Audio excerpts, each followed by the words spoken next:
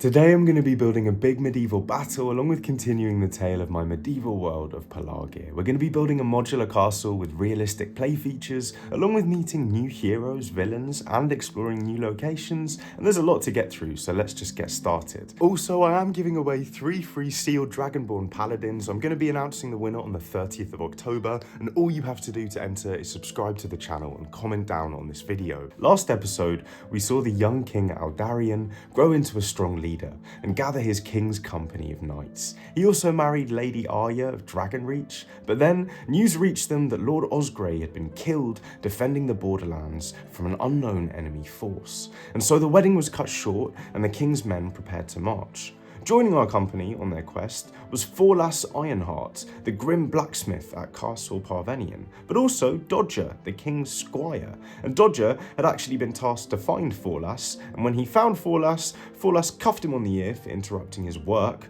before Dodger pleaded that, "Mr. Forlas, but the king sent me because he goes to fight." And at that, the surly blacksmith picked up his hammer and axe and marched off to find the king.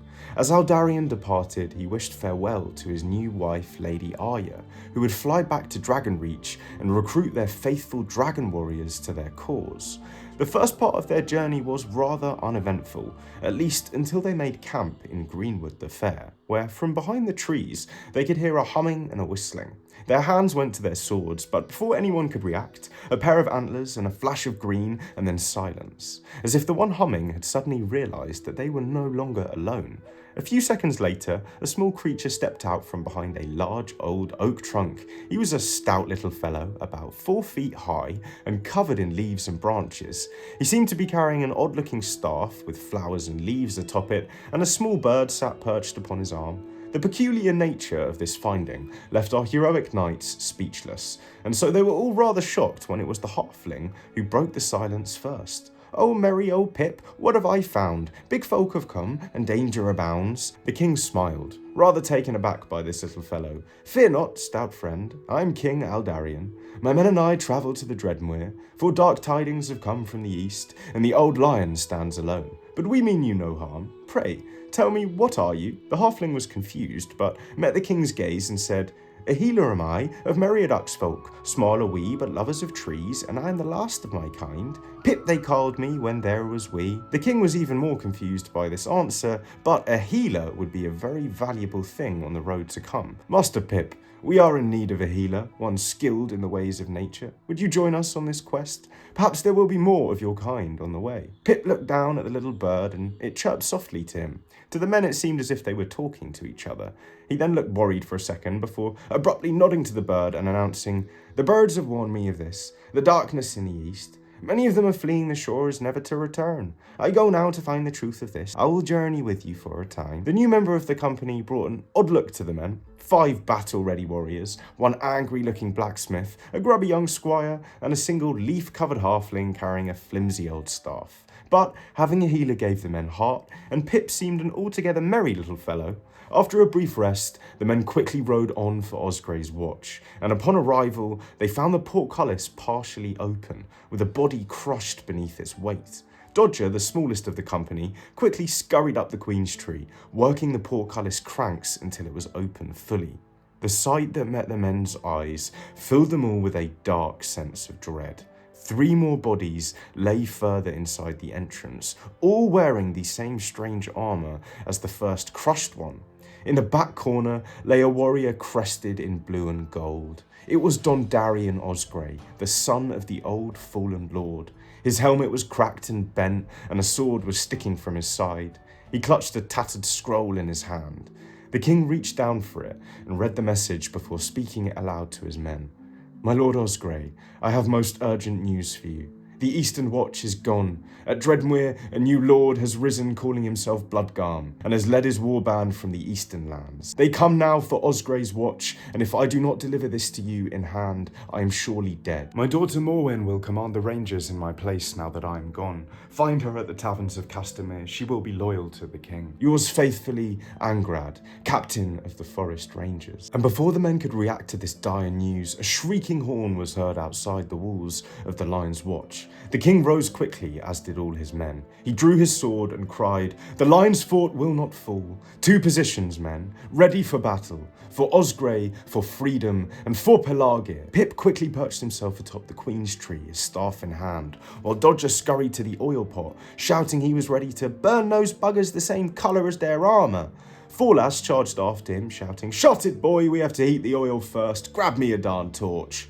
William the Quick was already taking aim atop the tower, and the king led the rest of his men to stand before the now closed portcullis gate. 15 enemies were closing in. Some bore the red dragon mark of Magroth, and others bore a new wolf marking. One of them appeared to be a sorcerer, carrying a staff topped with bone. William loosed a number of crossbow bolts before anyone could do anything, and 2 of the enemy soldiers fell clutching at their chests. The rest of the enemies didn't waste any more time and charged at the king and his bodyguards. At the last second, Rogar of the Heavy Hand hefted his axe sideways, dropped his shield, and charged directly into 3 of the oncoming soldiers, barreling them all to the floor and breaking the enemy line, before quickly hefting his axe into the skull of the closest unfortunate enemy. Damien Blacksteel, keen not to be outdone, ducked and stabbed with his short sword, gutting one soldier to the left and then slashing into the side of another, almost taking his head clean off. The king himself stepped to the side of a clumsy swing and brought his longsword down, severing the would-be Kingslayer's arm at their elbow. Terror filled the enemy soldier's eyes as he clutched at his stump, but before the king could finish the job, 2 more enemies had circled him in, using their shields to block his way. The king growled, his eyes sparking with the fire of battle, and he suddenly dropped low to a crouch, sweeping his longsword through the unprotected legs of the 2 soldiers before they could react, and watching them topple to the floor. Off to the side, Osmond of Oldcastle faced his own challenge. He had already cut down one of the 4 enemies facing him, but these spears were keeping him at bay, and one would catch him soon enough. His sword just wasn't long enough. It was at this moment that Forlas Ironheart came roaring out of the gate. An axe came flying past Osmond's ear and struck one of the enemies in the face, before Forlas's hammer came down, crushing upon the helm of a second. Osmond took advantage of the 3rd enemy's shock to sidestep the wandering spear and stab clean through his visor slit. The king looked around. The men had been so busy cutting the enemies down, they hadn't noticed that Pip the halfling was pointing his staff down at the enemy wizard. They seemed to be locked in some kind of trance, a magician's duel. The enemy sorcerer seemed to suddenly exit this state and notice how dire his situation had become. He roared and let loose a vicious streak of red light, blinding the knights, but this time it was not directed at Pip. Instead, it struck Damien Blacksteel clean across the chest, sending him flying back into the wall with a sickening thud before he lay still where he fell.